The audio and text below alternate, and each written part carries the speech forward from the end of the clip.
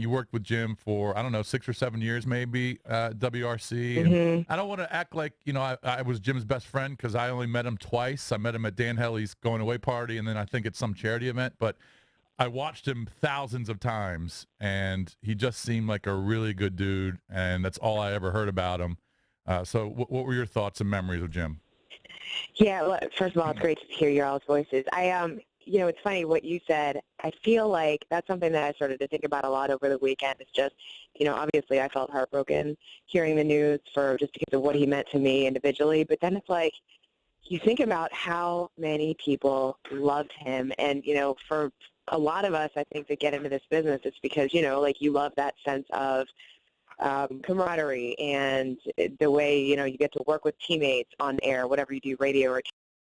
It's like he made people feel so comfortable watching him. Obviously, there are so many fans of his, and I just was thinking about all those people for decades that watched him, that felt like they knew him, just because of the way that he did what he did, but also because of exactly what you're saying. It's like you weren't best friends.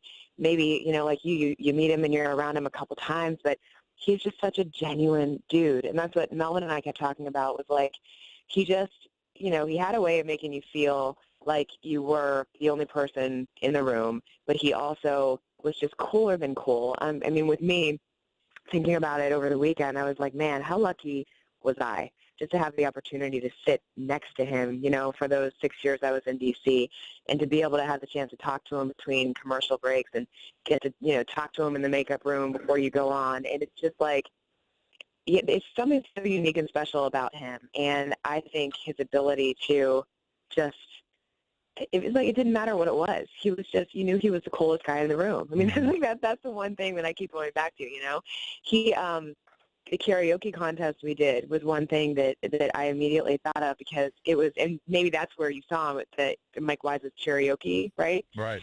A contest that he had. It was 2010, and I was, they asked me to perform, and I was like, the only way we're going to win or have a chance is if we could convince Vance to, be our surprise guest, right? Yeah. So my friends that were in the contest with me, I was like, this is what we're going to do. I'm going to go talk to him before the show one night and ask him. And I went and slid up to his side, and I said, Vance, I've got a bottle of tequila. If you would consider, doing this, and we need you to come in at the end and be surprised, so no one would know that you were there. Right. And it took him 60 seconds to be like, I'm in. I'll do it, of course. And then so we do it, and we're singing this song, Family Tradition, and out walks Vance.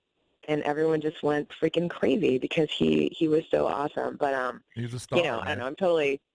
What'd you say? I said he was a star. Everyone wanted to see him. He was such a star. Yep. Yeah, he was such a star. But you know what? He was an even better person, and he was.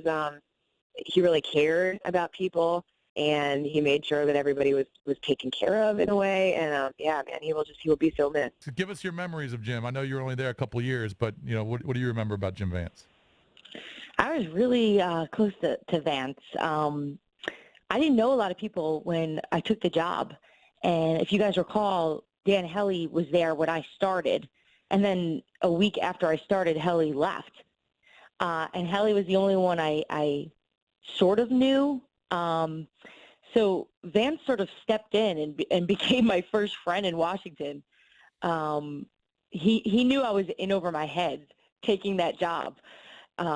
Obviously knowing George Michael and Lindsay and Dan, they were so beloved by the viewers there. Mm-hmm.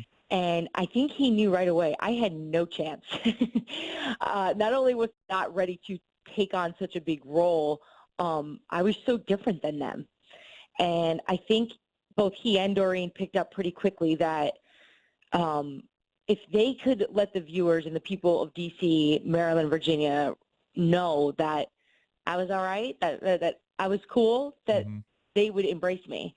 And that's exactly what Jim... What do you mean you were different than them? I didn't attack the job with a hometown approach of wanting to see everyone succeed in terms of the teams.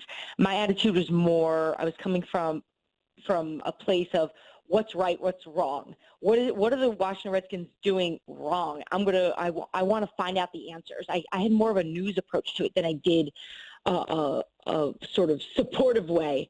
And believe me, I went back and forth a lot of times on how I wanted to cover those teams, because I knew I would get a lot of pushback on it. Because fans, at the end of the day, they want to see that you love them and you love the teams. And when you're out there asking Mike Shanahan, kind of uncomfortable questions, people just don't want to like you. And Vance loved that about me. He used to always tell me, don't stop. That's exactly what George would have wanted you to do. If he was here and you were one of our reporters, he would tell you, keep pushing back. He'll take care of the rest. So the fact that Vance picked up on and allowed me to be who I was, and I think that's the story of Vance that people are drawn to right now. It's that he allows you to be who you are and still loves you for that.